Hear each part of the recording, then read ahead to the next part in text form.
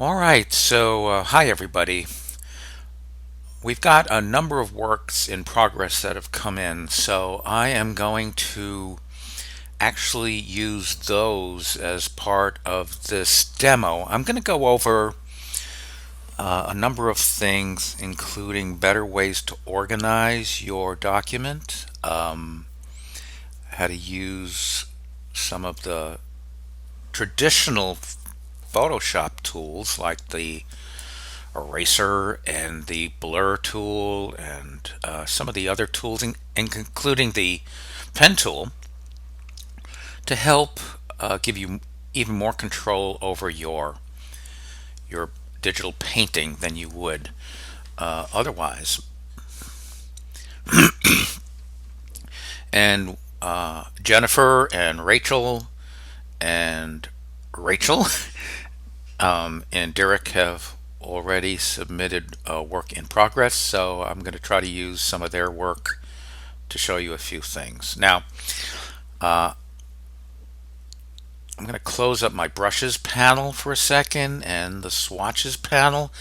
And this is Jennifer's exterior piece featuring the Aurora Borealis. And Jennifer, I know that you did promise me that there would be fewer layers. But looking at this to begin with, here is your drawing. All right, that was the one hidden layer. There's a couple of hidden layers in here. There's one that's a little misty back there. This is probably your original. I know this is your original drawing. One thing I would remind you of is the importance of labeling your layers. So if we look at this layer, this layer, this layer, this layer, you'll notice that they're all, and then there's this one. Okay, so it's all of these.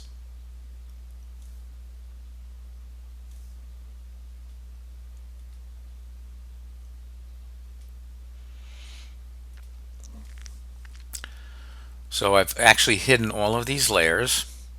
What I'm going to do is, and you don't have to merge your layers, because what happens when you merge the layers, you lose the ability to edit them. So I'm going to shift select these layers. They all have to do with ice. And I'm going to go down here at the bottom and hit the create new group icon. And now these layers are in their own group folder. And I'm going to go ahead and name it ice. And I'm probably going to go in there and I could probably remove the drawing layer, which is it this one? Yes. I might put that up above this group and actually name it drawing.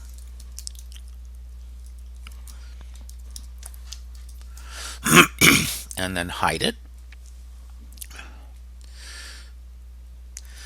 And then I have these two chunks of ice that are, I'm going to call those middle ground, because they are in the middle ground. Ice A. All right, that's these two pieces.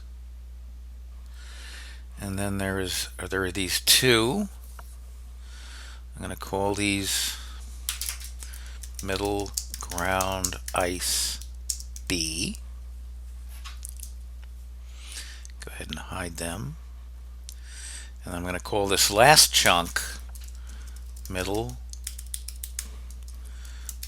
ground ice C. So I have all of my middle ground ice.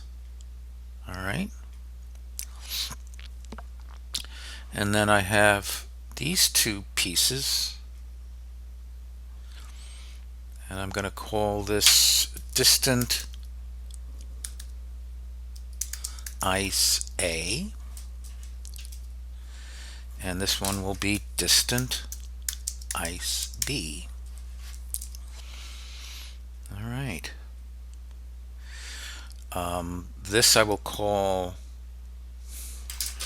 floating ice chunks, and be specific because it's really just going to speed up your work. And then this one here is foreground ice. All right, so I can also isolate these sections or these layers. That's our kayaker. So I'm going to actually just name that kayaker. And then these four above it, I'm going to add them to their group. And I'm going to call this sky. And then these sections, I'm going to call these, add them to a group and call them water.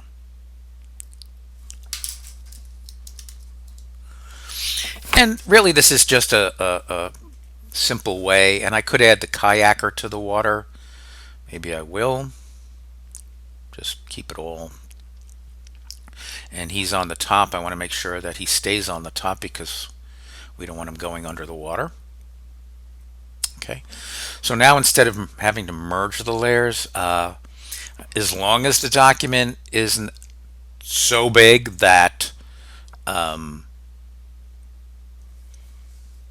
that you have so many layers, it's just really slowing down your production. Now, here's a background layer. We're just going to keep this as your ground. For the drawing layer, we're going to keep that invisible for now. Let's just take a closer look at this ice layer. All right. So if we have foreground ice, middle ground ice A, middle ground B, middle ground C, what we can do is now, for instance, with middle ground C, there's a flattish feeling here. There's really no distinction between the three levels of ice here. So what I'm going to do is I'm going to go to the middle one and add an adjustment layer. And I'm going to try working with curves, okay? And what I want to do before I even start adjusting these curves is to make sure that I hold down my Option key and this little downward arrow appears, and I click between the adjustment layer and the middle ground B layer. What that does is it makes sure that the effects that I make with this adjustment layer affect only the layer below. So I'm going to close this up. Info, we don't need that. Let's take a look. And let's just watch what happens to these two chunks of ice, this one here and the one on the right. I can either lighten them up or I can make them a little bit darker, and notice what's happening here, especially on the right here. All of a sudden, if I turn off that adjustment layer, look how it's flat over here, and then once I add the adjustment layer, I'm adding some real depth to this. All right, and I would say that's pretty good. I'm going to close that up, and now I'm going to go down to middle ground C, add another adjustment layer to that one, curves, hit the wrong button. I am working with a tablet, by the way, and a pen, so I'm a little bit less. Okay, here we go. Curves. Let's take a look. And before I do that, oh, I think I have added 2. So let's just delete that.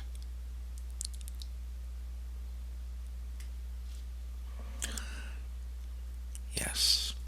I'm going to hold down the Option key.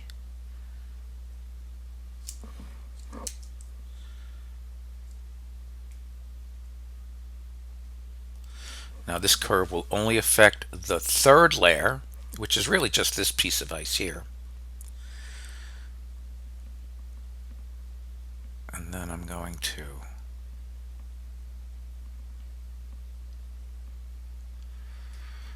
now I'm working on this. I can play with this until I find the right value. All right, so I'm going to close that up, and I'm going to take a look at this without the adjustment layers. Here's your original. Here is with the adjustment layers added. And again, these adjustment layers are temporary, they're non-destructive. You might want to move this piece of ice onto the layer with this. Here you have your 2 pieces of ice in the background. You can also have groups within groups, so I'm going to put those group into one distant ice.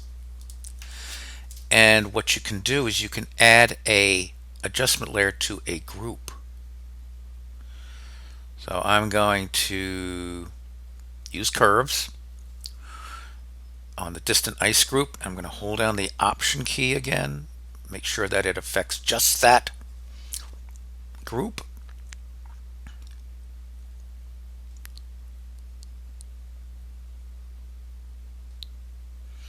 You can see if you want it to be brighter or darker. All right. All right. Okay. And then for sky, here's your aurora borealis, and I'm going to create an adjustment layer for that. Brightness and contrast. Again, hold down my Option key. I think all right. And then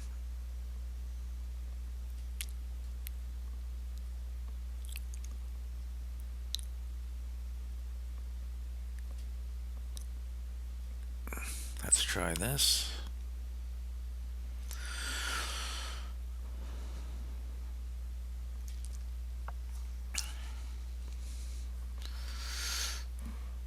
And you may or may not want that. You could also try other kinds of adjustment layers, but this is a matter of using layers and groups to organize your artwork. Now, here's your foreground ice, and I'm going to add another adjustment layer, and I might try curves with this again and hold down the Option key, click.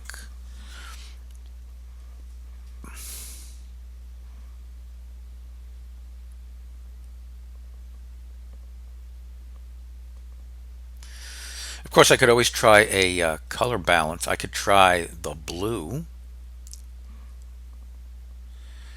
Put a little more blue. See that? So these are kind of cool ways of making adjustments. And here, as far as the sky goes,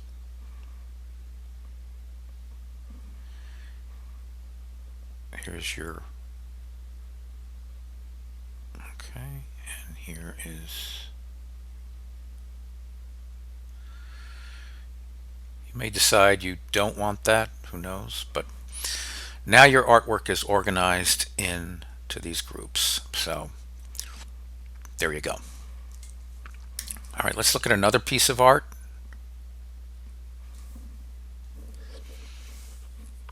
I'm going to look at your work in progress on the interior. Again, here you have a lot of layers, so I would go ahead and group your crystals into layers.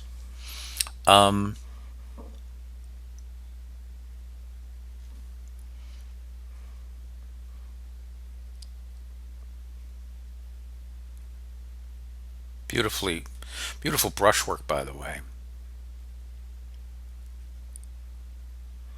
These are the icicles, okay.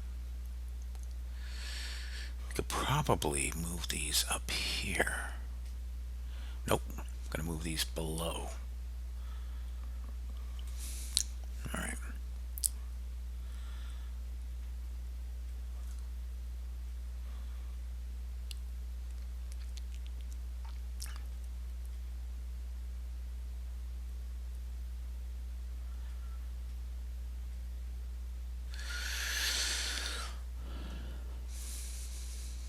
Okay. So what I would do is maybe put all of these into a group.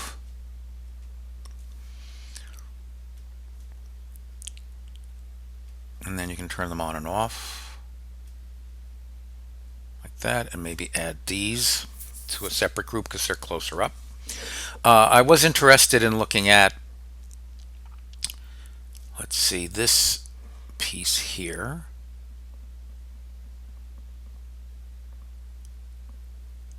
Okay, and this is this section. And then you have this section up here. You basically have done your flatting. And I think this is okay. This is what I wanted to look at. So here is a dark gray cavern, and then this is the water, or let's call it river. This is sky. Okay. So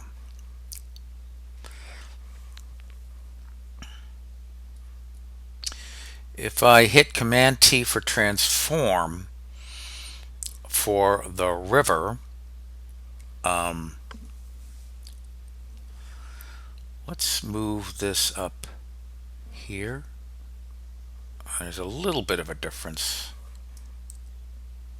Oh, there you go. There's your kayak down there. So let's move this up here, and we'll move the kayak up here. Whoops, all right. Where's the little kayak?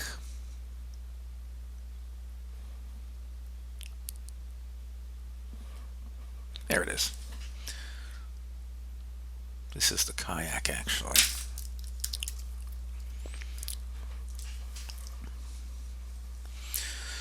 So you have, let's hide that drawing for this minute.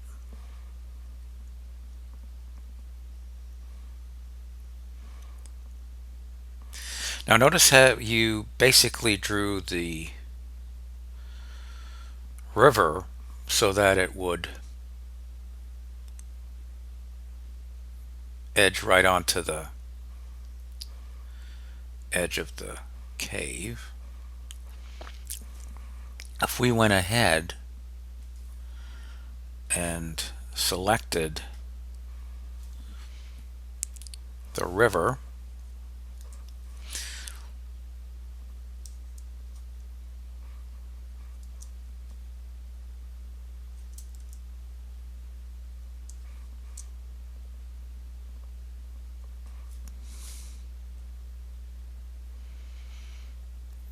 You could just expand it so you're not worried about it.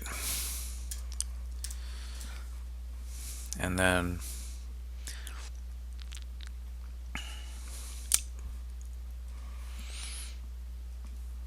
just grab some of that blue.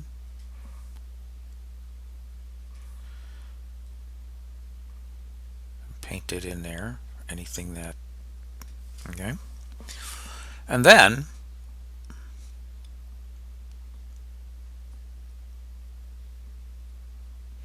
use the eyedropper tool. You've got the blue. Let's go for something a little bit darker. And then go to brushes.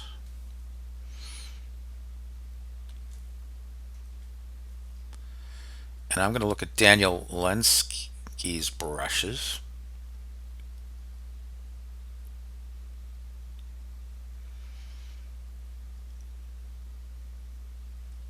And I'm going to go with a big soft, but make it a smaller soft. And hold down the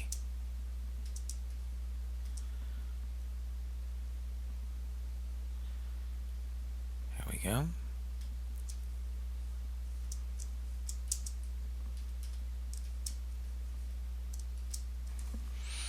And then we can always go back.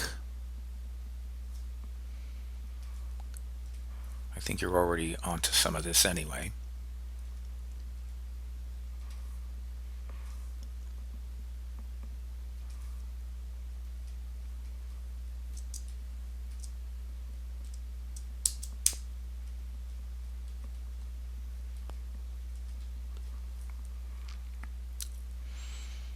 Now the other thing I want to show you is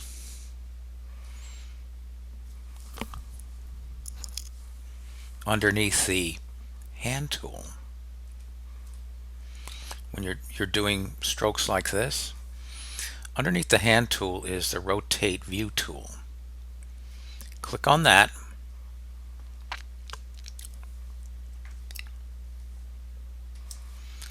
And for instance here,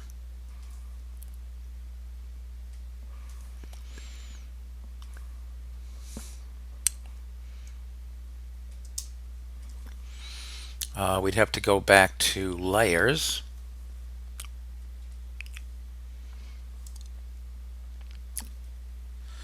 And what's nice is if you're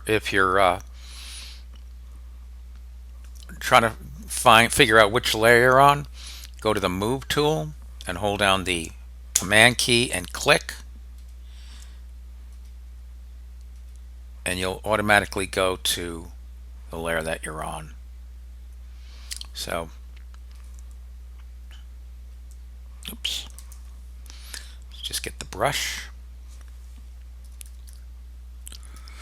And here, for instance, I can hold down the shift key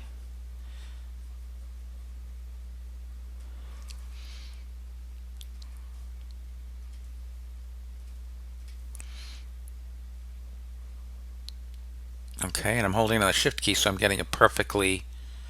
And then here, if I want to do this here, I just go back, rotate the canvas like that, go to the brush tool.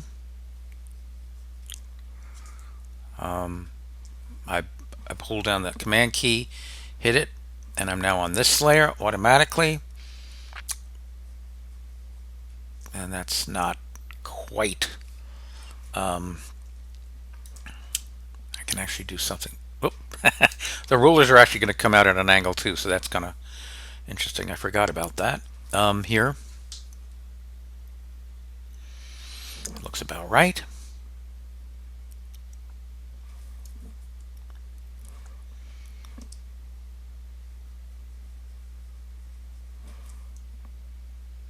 Maybe I could even add a little white.